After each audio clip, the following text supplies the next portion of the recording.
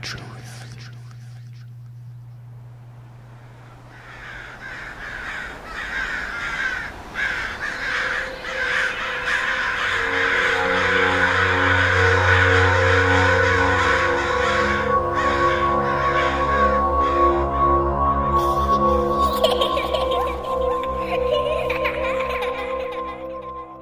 What's up, and welcome to a new episode of ParaTruth Radio. Oh, I'm sorry, ParaTruth Reborn. Wow, that hasn't happened in a while. I know. Saw me look. I did. This is a pre-recorded show on 107.7 FM New Orleans and United Public Radio Network. My name is Erik. And I'm Justin. And I was mistaken last week when I said we were going to have a guest. This week, it's actually next week where we're going to be having Richard Estep on. And we'll get into that at the end of the show. But I wanted to correct that now so nobody's expecting a guest. And now we just lost a bunch of listeners. Oh, no. So today we're going to talk about one of the probably the most infamous areas in the United States, and that is the Appalachian Mountains, which is home to a rich tapestry of folklore passed down through generations and generations. This particular episode delves into the myths and legends and stories that have shaped the region's identity and continue to captivate the imagination of thousands of people around the world. Now, the Appalachian Mountains is actually the oldest mountain range in the U.S. In fact, some believe, according to archaeology anyway, that the Appalachian Mountains are actually as big, if not even bigger, than the Rocky Mountains at one point. But over the course of thousands and thousands of years, the Appalachian Mountains have crumbled and slowly degraded and became smaller.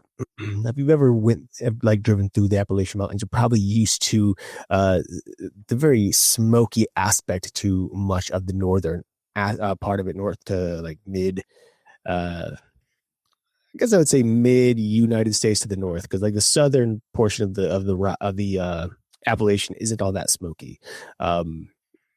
But when you're driving through the Appalachian Mountains, there tends to be a lot of humidity between them, and a lot of thunderstorms tend to prop up pretty regularly. So it tends to create this fog that kind of sits between the mountains within the valleys, and it just creates this kind of spooky atmosphere, especially when you start to consider all of the various stories that have evolved from the Appalachians. Now, the Appalachian region boasts a unique cultural identity shaped by its history, its geography, and the blending of Native American, European, and African American traditions. And this identity is characterized by strong family ties, a connection to the land, and a diverse array of cultural expressions, including traditional music, crafts, foodways, and even folklore itself. In fact, Appalachia is one of those places that is so unique in its identification that there are a number of groups on Facebook and just throughout social media dedicated to the Appalachia. Let me also say Appalachia, as some will say. I'm from the Northeast, so it's Appalachia. But there are a number of groups dedicated to this region and the various stories that exist within them. Primarily the stories of like ghosts and cryptids in particular, not to mention the number of urban legends that tend to exist as well. Mm-hmm. And it's amazing how urban legends kind of melds into the cryptid as well, because I mean, if you think about it, the Mothman legend could be an urban legend. Like where we're from, Ohio, the melon heads of Ohio is an urban legend, but they could also be viewed as cryptids as well. Mm-hmm. No, 100%. So one thing regarding Appalachian history is the oral traditions, which are very crucial to understanding its history and its culture. Now, they serve as the primary means of transmitting knowledge, beliefs, and values across generations, shaping the region's identity and worldview. Again, a lot of people know about the Appalachian mountain range from all over the world, and people flock to it on the regular to just enjoy the atmosphere of what is the mountain range, but also for those spooky stories that exist within them as well throughout history. Now, this includes, as I stated earlier, some storytelling, music, and folklore, which preserve the history, shared experiences, and reflected the unique character of Appalachian life. Now, storytelling is one of the primary ways or examples in which the Appalachian Mountains have really um, grown in their identity overall amongst so many people.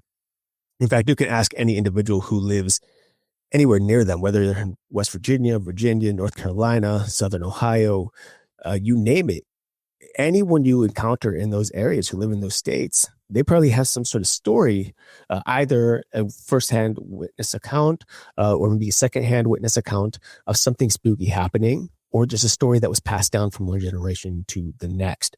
And there are a number of different bookstores also throughout the mountain range that you can go and actually pick up um, basically folkloric stories based on the mountain range, especially within the area. So like you're West Virginia, or if you're in Virginia, these places actually have books dedicated to those states about all the folklore within the mountains. And if I remember right, we had somebody on who we had met at Scarefest that had a collection of those stories. And of course, I didn't have the book ready to share that. But on the original show of the show, ParaTruth Radio, there is an episode where we talked to somebody about the different legends that he had jotted down in his book. Now, when it comes to storytelling, and especially Appalachian storytelling, it includes a lot of ballads and folk tales, often conveyed tales of love, of hardship, of triumph, and capturing the echoes of time. And mind you, again, this particular range is a treasure trove of history within itself. It was a mountain range that helped, or that was there really with the establishment of the United States. It was very, very unique and important to the natives early on before American history. There's just, again, a lot of history that reinforces the actual folklore that exists for this particular area of the states.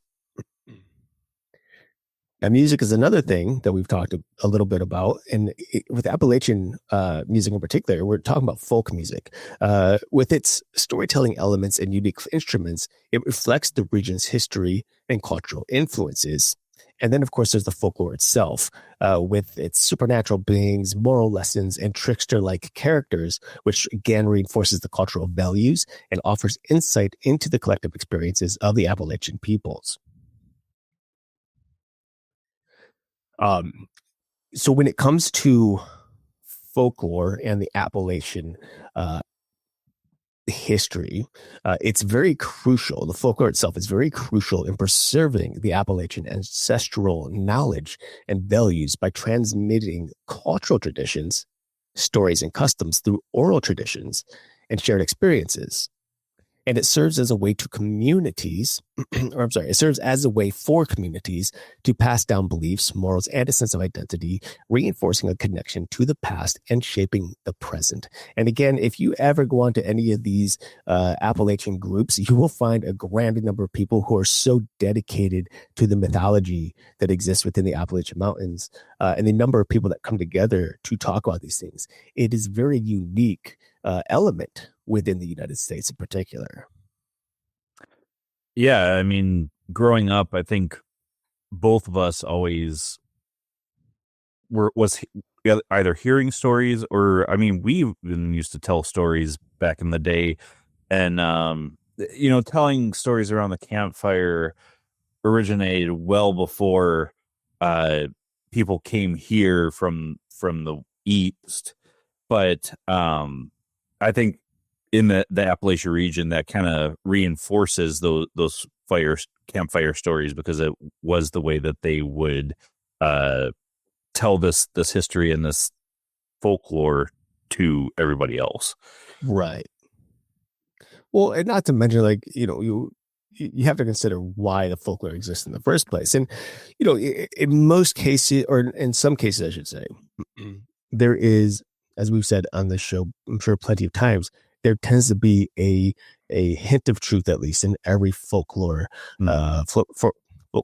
story. But there are, in some cases, folklore, legends, etc., that are simply just made up, imaginative, or they took on kind of a life there of themselves, where it begins as one idea, one story, and then kind of like this game of telephone, the story is added, but there's more and more added to the story, more elements, more things to make it scarier.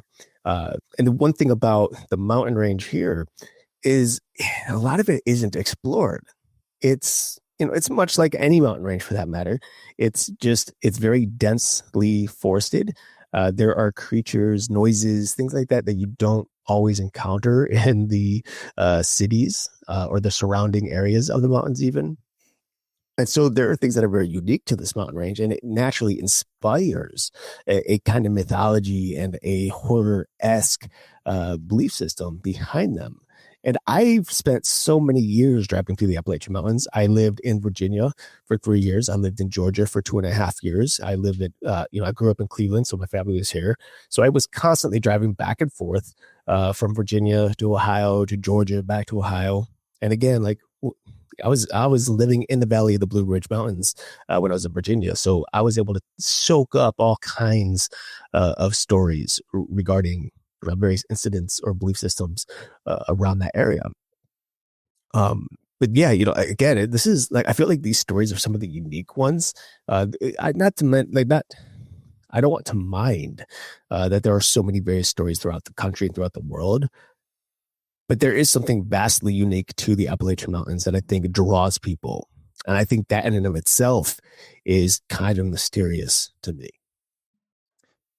Well, and I mean, you have to look at, like you mentioned earlier, the rich blend of Native American, Celtic, European, African American folklore that influenced all of that area, shaped by the unique environment and history of the region, Native American traditions, particularly those of the Cherokee and the Shawnee, contributed to the Appalachian folklore through mythology, plant lore, and spiritual beliefs. Celtic influences largely from Scotch Irish immigrants. And that even comes out this way to North Dakota too, because there were a lot of Irish that were working on the railroads back then. So they migrated this way as well. But the folklore tradition isn't as dense here because it's not as populated here as it is closer to the East Coast. So, I mean, you've got the Native American and the Scotch Irish and the Germans here. But German folklore, it's a little bit different. They kept kind of secretive, kind of like Native American folklore. That's kind of secretive, kept to the chest type of deal. But the Scotch Irish brought storytelling, ballads, and musical traditions, European folk tales and superstitions, particularly those from England and Germany, also played a significant role in shaping Appalachian folklore. Something when I was doing this research for this and got our show notes ready, I picked out some of the best ones. I shouldn't even say the best ones, the most popular ones. But there's so many. But Erik, you can tell me if you've heard or not heard of these. I think for the most part, we've both heard of these. Yeah, I mean, I've heard of them all. I mean, obviously, I've already looked through the notes, so yeah. Well, all right. I'm plenty well aware of all of them. Well, the only one that I was kind of unfamiliar with was the Wampus Cat. So, okay, that's not what I would have guessed. I would have guessed you were going to say like the Mountain Lights. Yeah, I was kind of familiar with those. So, but the big Bigfoot and Sasquatch, I kept this one really brief because we've talked about the Bigfoot and Sasquatch till I think both me and Eric are blue in the face and still don't have 100% belief on which side of the fence we stand on as far as if the Bigfoot is real or if it's a spiritual creature or what. But the Appalachian Mountains are a popular location for Bigfoot sightings, with tales of this ape-like creature inhabiting the deep woods. Pretty much any forested area is kind of where the Sasquatch or Bigfoot's stomping ground is. There will be those that say that Sasquatch and Bigfoot are actually two separate species of the same family. Yeah. Well, I actually, you probably remember this story, but I actually thought I had encountered a Bigfoot one time driving through West Virginia. I think it was West Virginia, either Northern Virginia or Southern West Virginia, while driving on the freeway. I think you brought this up on Tim Sedano's show, Parasite. So I was driving the freeway, and it was like I guess like late afternoon or early evening, right? And at this point, I think I was probably right around 31, maybe a little younger than that. But my eyesight was already starting to go, so my eyesight isn't the best anymore. But so I saw something at the corner of my eye as I was driving. Like, it was a good distance in front of me, off to the side on the brim of the road, and like my heart started racing because like in my mind it all clicked. I knew what this thing was, and I was darn for certain that this was a Bigfoot. But of course, as I drove closer and was able to focus, my eyesight actually was like, oh, hey, I think this is getting closer. We can now see what it is. It ended up just being like a little pine tree, a good 7-foot tall pine tree. But the way that the shadows play tricks on you in there, like in that area, it's kind of crazy because and I'm not saying that necessarily it's the shadows itself doing it. It might have just been my mind trying to make sense of what I was seeing. And of course, since I'm always so versed in our podcast, like my mind is always going to this paranormal aspect of stuff, right? Mm-hmm. Like, what is this? What could this be? I mean, same here with as many quote unquote UFOs that I've seen. Right.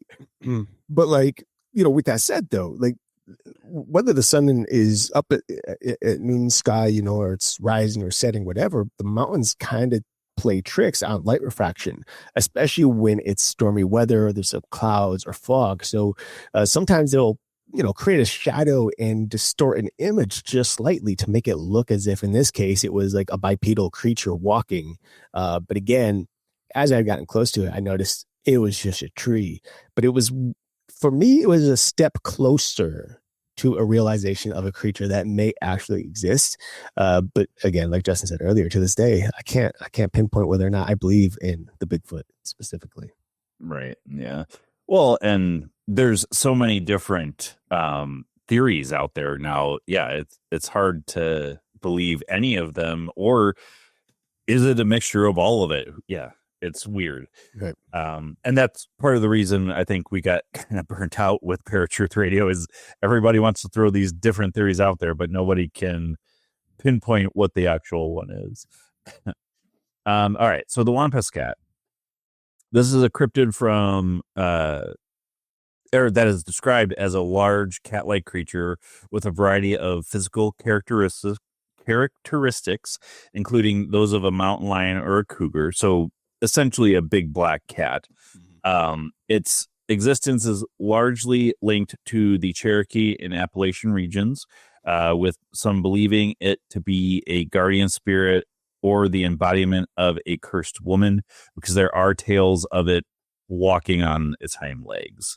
Well, and there has been some belief over the years that this Wampus cat was something of an exotic creature in this case, like a Black Panther who was brought over to a certain area in the States early on, and it somehow got out and survived for a long time, or some sort of black cougar, which is relatively rare, or a black mountain lion for that matter. So there are a lot of various ideas or beliefs behind what the Wampus cat is. And I think the majority of people do believe it to be an actual animal, whether or not it's like a mistaken identity or just people don't know what it is. Maybe it's a creature that we have not yet discovered officially, because we've not been able to capture good photo or video evidence of it. Although I will tell you, if you look up the Wampus Cat photos and videos, you will find a good number of both trail cam photos, digital photos, or phone photos from people. And also there is a couple of interesting videos out as well on the Wampus Cat, which is really intriguing and definitely does just look like a giant panther-like creature. And by like creature, I mean just looks like a black panther. But yeah, so Well, look at how many cryptids there are that are basically creatures that we did know existed, but were known to be extinct. well, yeah, Like I mean, Tasmanian tiger. right, 100%, and even to this day, we just learned recently that there's yet another creature that was identified that was believed to be extinct and no longer is. The region of the Appalachian Mountains is very dense with forest. There's a lot of springs, a lot of rivers that run through it. Most cities and whatnot are pretty distant from each other, so there's not a lot of space for us, or let me rephrase that. There is a whole lot of space for us to cover as human beings, whether by air or by foot or vehicle.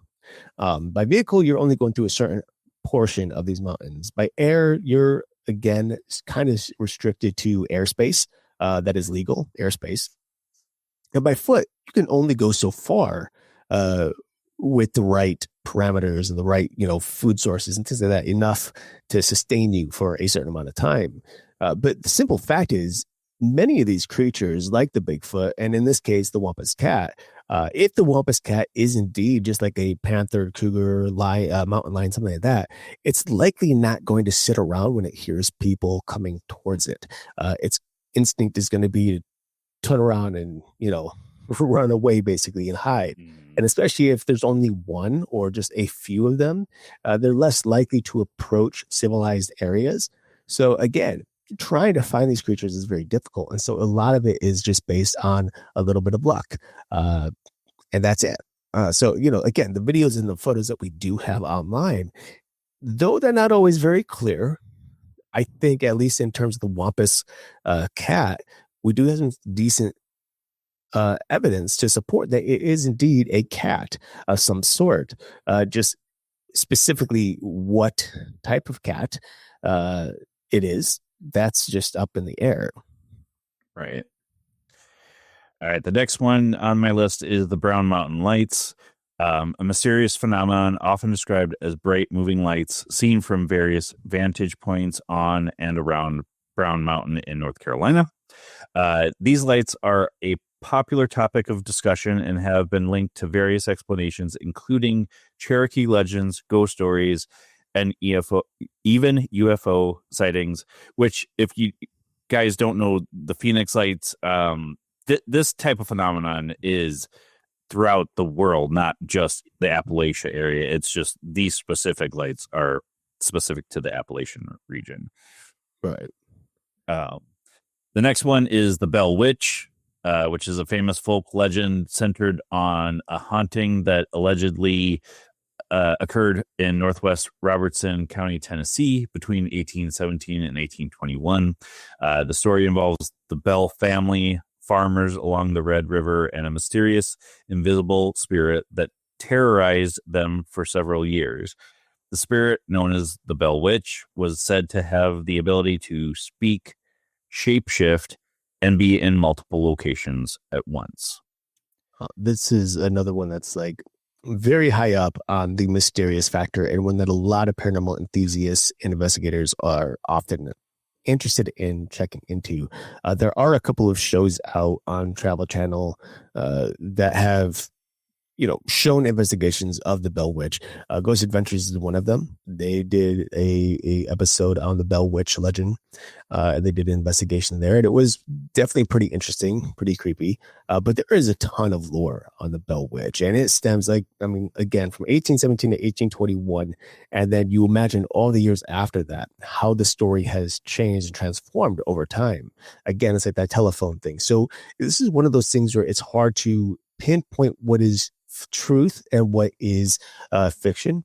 But the Bell Witch is nonetheless one of the scariest things within Appalachian folklore, and one that many people do try, though they're interested in investigating, many others will purposely try to remain from even talking much about the Bell Witch or looking into it in fear of the entity somehow manifesting itself. Correct me if I'm wrong, but was the Blair Witch Project based on the Bell Witch I have legend? No idea. Okay.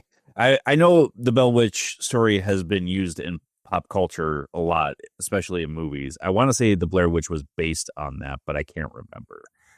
All right. Last one for the cryptids or creatures is Mothman. Again, we've talked numerous times about the Mothman. But if you guys don't know what the Mothman is, it's the creature that was sighted in Point Pleasant, West Virginia. It's been sighted numerous places, but it's a winged humanoid with glowing red eyes, and a lot of times is a omen for bad things to happen. Yeah, and that one is, I will say, there is plenty of supporting evidence for the Mothman. This is something that not only was investigated by a number of paranormal enthusiasts and nowadays pro investigators, but also by the FBI and by the police at the time. There are significantly interesting photo evidence of this creature. Whether or not it's true or they're falsified, I don't know. But I will tell you, I had the opportunity, for those of you who haven't, and I'm sure some of you listening have been here or maybe even live in the region, but in Point Pleasant, there is a little museum for the Mothman. And I'm sure a lot of you have seen the photos of the stainless steel Mothman statue. I've seen the pictures of people putting the quarter in its butt crack. Yeah, it's a weird thing. But if you were to take a moment, like if you ever get an opportunity to go to Point Pleasant and visit the museum, it is really cool. It's really interesting. It shares a lot of the original newspapers and articles that were published during the time of the Mothman sightings, as well as the individual cases that were opened up on the Mothman and how the police department went about trying to investigate it, as well as, like, of course, pop culture references, in which various movies or TV shows were inspired by the Mothman legend. And it is really, really, really kind of both cool but also unsettling, standing either where the original bridge was or just to the outs, just to the left or right of the original bridge, just thinking about what happened all those years ago and how many people lost their lives during this mysterious event in history. Yeah, and this is one that I think I have always thought is there's some truth to the Mothman. I mean, it's what it is. Yeah, you can't really tell. And I mean, there's people that even claim that extraterrestrial nature trying to warn us of bad things so that we can prevent them. Well, I mean, people say that it was extraterrestrial, in this case, aliens. Some say it was an angelic being that was there to try to warn people. Some say it was a demonic entity that was there to cause destruction. There are so many different beliefs and ideas behind the Mothman and what it is or was. And of course, there have been sightings after the original Point Pleasant incident. And there are occasionally still sightings today, supposedly. I've not seen any significant evidence to prove that today. but nonetheless, there are plenty of stories that seem to suggest that it does happen to show up here and there. And we also see throughout the rest of the states and the world that there have been incidents where this Mothman seemingly has shown up again prior to some pretty nasty disasters. Now, we've talked about these creatures, and it is a part of Appalachian folklore, but their folklore permeates their daily life so much more, going into various traditions like food, music, their storytelling, like we mentioned, and even community rituals. These traditions are deeply rooted in the region's natural environment and history, influencing everything from culinary practices to artistic expressions. I think first and foremost, the food and drink in the Appalachian region is, like we've been talking about, the folklore and everything else in this region is so unique, because it incorporates foraged foods, homegrown produce, and even wild game. Corn, beans, and meat are staples with recipes passed down through generations. I think as of late, we as in me and my wife, have been doing a lot of like southern beans, especially the red beans and rice from New Orleans. I love that recipe. But even cornbread, biscuits, and gravy, soul food basically is what comes up for this. And stews are common. Appalachian dishes. Plant lore also influences food ways, with some plants traditionally used for medical purposes or considered good luck, much like in witchcraft. Music, their folklore or folk traditions permeates through their music, including old time music, bluegrass, and country. The banjo, fiddle, and guitar are key instruments often used to accompany traditional ballads and songs that tell stories of love, loss, and everyday life.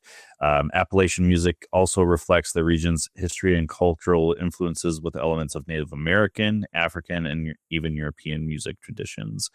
I will say this: I've never heard a song about the Mothman or Bigfoot, though. Not yet. Not yet.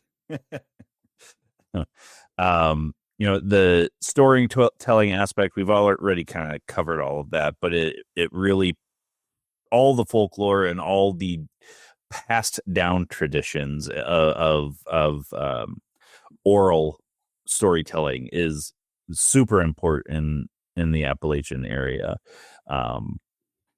And then community rituals, which this one fascinated me because I'm not a huge I don't have a huge knowledge of that region for community rituals, but community gatherings and rituals are important parts of Appalachian culture, often centered around faith, family, and celebrations.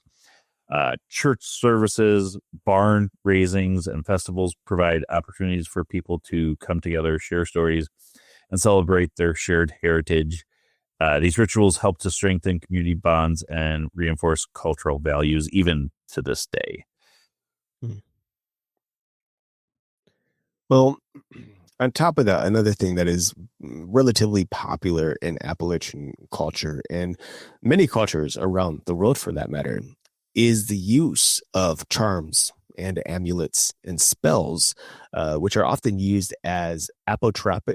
Apotapaka. I studied this word earlier today because I know I'm gonna be the one to have to say this word for some reason. For some reason, I feel like I'm going to say this word. You're tapping into the ether, buddy. Dude, apotropaic practices. Say that 3 times fast. Basically meaning that they are intended to ward off evil and protect loved ones from harm. I'm sure many of our listeners probably have some sort of have been influenced in some way or another to kind of use amulets or charms or are very, if you're anything like us, if you're listening to a paranormal podcast, you're likely superstitious to some extent. Many of our New Orleans listeners probably are vibe pretty well with this, I'd imagine. I know there's quite a few here in Cleveland. Cleveland is a very superstitious city. Ohio as a whole, I think, is a Yeah, sister for state. sure, for sure. So and wherever you're tuning in from, we would love to hear from you. Like, what are some elements that you tend to gravitate to in terms of superstition? Like when it comes to protection, especially, do you use charms? Do you have an amulet? Do you have anything outside your door? Here in Ohio, when I'm not working on film productions, I'm usually doing delivery services like groceries and whatnot. And I will tell you the amount of homes that I come across with a broom that is hanging above or on the side of a door, or a home that has food dogs at the base of their stairs to protect it from negative energies and evil spirits, is just wild to me. It's not something that I think a lot of people really consider. That's kind of a uh, slightly hidden gem or aspect to the Cleveland area that I think a lot of tourists don't know. Um, and I've always kind of known that there has been a great superstition here in this my particular city, and we even have I've shared this once upon a time, specific vampire bars that exist underground here in Cleveland as well. So there is a lot of interesting, somewhat darker aspects to what is the quote unquote the land. Not to mention the number of great hauntings and cemeteries that are supposedly haunted as well.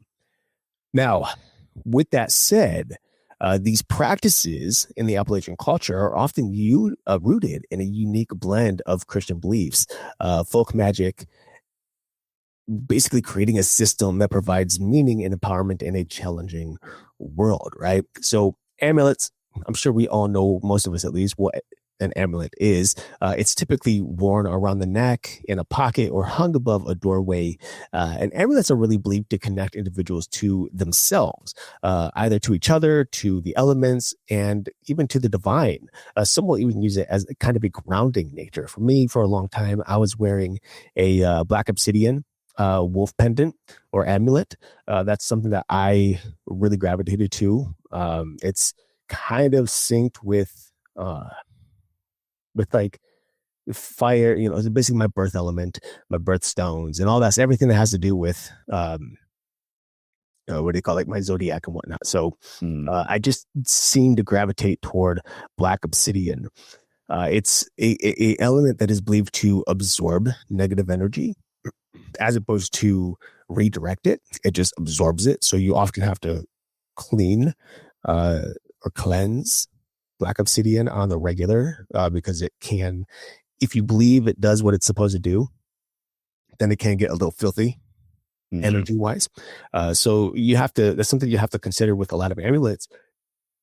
And the nice thing about amulets, though, is it often is dependent on the wearer or the person who's using it. So however you decide you want to manifest this amulet, whatever you want it to do, typically the idea is that you um, embed your belief system into the amulet itself, in this case, empowering it. And there, of course, are a number of different ways that you can do this, which I'm not going to get too far deep into, but it's an easy Google search. There's so many ways to do it, really. Yeah. Another one is witch bottles. These are bottles containing various objects like pins or needles, typically believed to deflect curses and evil. A lot of people, unfortunately, who aren't really educated in the idea of the witch bottle, they come across them in old homes and they think that it was placed as a curse on the family, but it's actually the opposite. Most witch bottles are created to protect the family. And a lot of this comes from Southern roots, voodoo, hoodoo, West African um, uh, cultural beliefs. So this kind of stems from an old world, and you may not know it, but there have been a number of old homes, especially throughout the Appalachian in the South, where there is like a mummified cat and rat or mouse embedded into a wall, which is kind of crazy.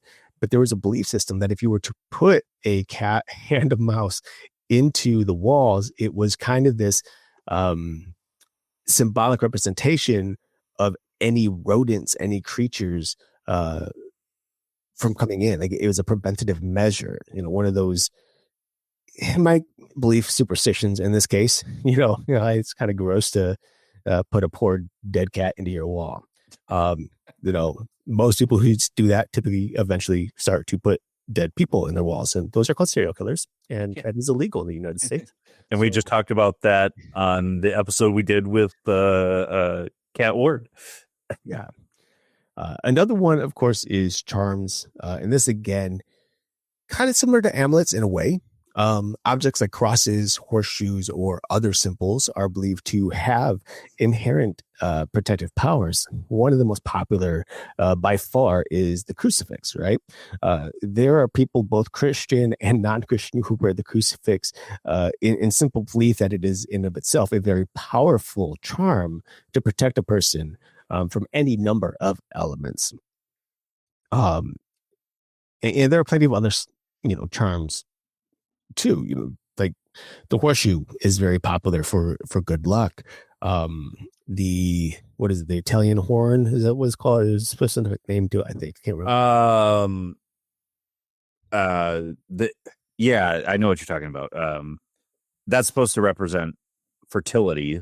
Mm-hmm. But I mean, even look at the evil eye. A lot of people believed that having an evil eye pendant was to curse somebody. It's actually to protect you against the evil eye from somebody else. Absolutely. And then one of the last things that is often used, for some people anyway, is spells. Now, spells can be a little controversial for some individuals, but they're often recited or performed to invoke protection or ward off evil, and sometimes even incorporate Christian elements, as we see in our some of our New Orleans voodoo practices, in which Christian elements are involved in some of the voodoo spells that are cast. But I will go a little beyond spells, because I think spells kind of leaves this as an example of like a type of witchcraft. But I'm also going to add prayer here too, because prayers are also not I wouldn't say an extension or a what do you call it? Uh, I wouldn't consider a prayer a spell, but I think there are some people who might in some way, because some spells that are conducted are very much done so in a prayer type way, often reciting a certain verse and then trying to manifest that or believe in that, which is kind of similar in some ways to prayer, in which you're reciting a certain verse or belief or an idea that you are hoping that God will bring to you, or any other entity that you might be praying to. I guess you do you, but Well, be careful.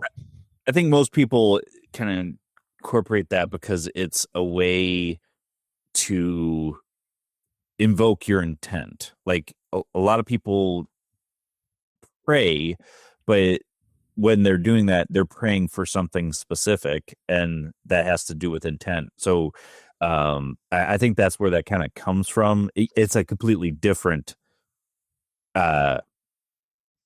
reaction, I guess, but it's similar, like you're saying. Yeah.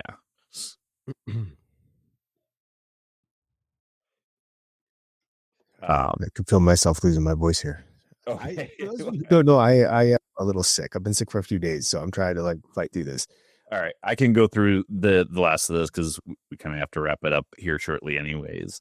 Uh, Folklore profoundly shapes a region's arts and craft traditions by serving as a rich source of inspiration, symbolism, and cultural identity. It influences the themes, techniques, and materials used in artistic expressions, allowing communities to reflect their values, history, and beliefs through tangible and performative art. Folklore becomes a way to preserve cultural heritage, convey narratives, and reinforce a sense of belonging.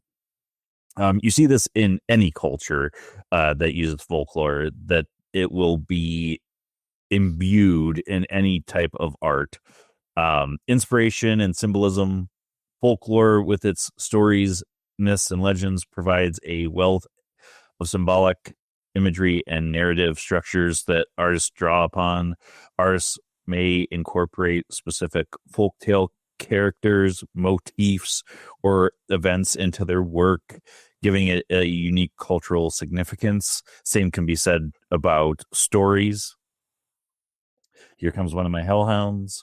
The For example, a folk tale about a courageous heroine might inspire a sculpture or painting depicting a powerful female figure. It's gives cultural identity and heritage to the region. Folklore acts as a tangible link to a community's past, allowing artists to create works that reflect their ancestors, traditions, beliefs, and ways of life. Art and craft become a way to celebrate and preserve unique regional identities, fostering a sense of pride and belonging within the community. For instance, a traditional weaving pattern might be adapted to create new textiles, carrying on the legacy of storytelling in craftsmanship. Uh, Techniques and materials. Folklore often dictates the use of specific materials and techniques that are associated with particular cultural practices, such as a folk belief about the medicinal properties of certain plants, might influence the selection of materials for a particular craft. Similarity, a traditional pottery technique might be passed down through generations, reflecting the expertise and knowledge accumulated over time. You kind of see that in pottery in Native American traditions. Performance and ritual. Folklore can also shape performance and art rituals where artistic expression is intertwined with storytelling, music, and dance. Again, you see this a lot in Native American culture where they are dressing in their Native American garb. They dance to represent the different historical events. And a folk dance may be performed during a harvest festival, combining artistic expression with a celebration of the community's agricultural traditions. These performances often involve costumes, props, and musical instruments that are rooted in the region's folklore and cultural practices.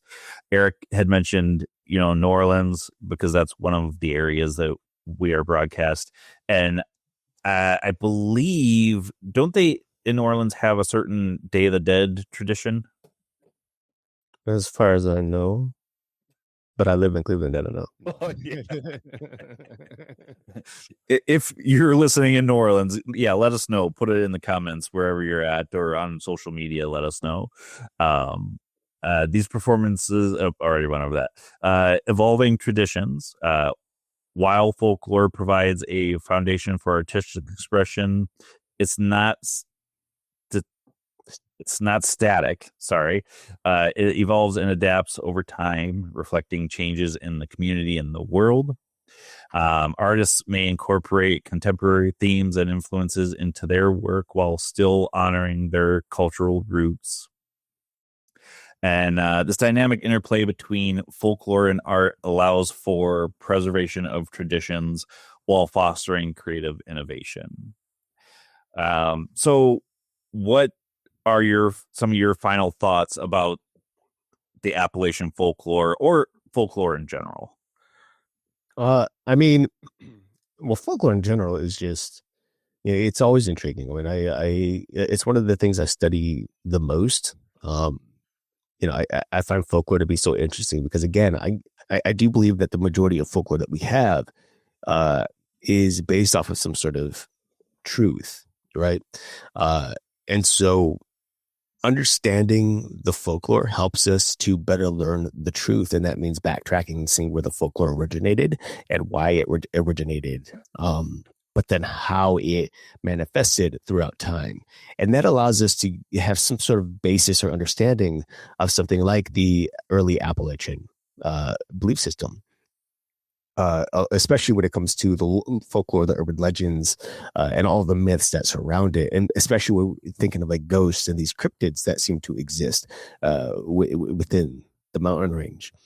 As for the Appalachians, I mean, I will tell you again, for someone who has spent many, many years within the Appalachian Mountains, either hiking through them or driving through them, day, night, midday, whatever, there is some certain element to it.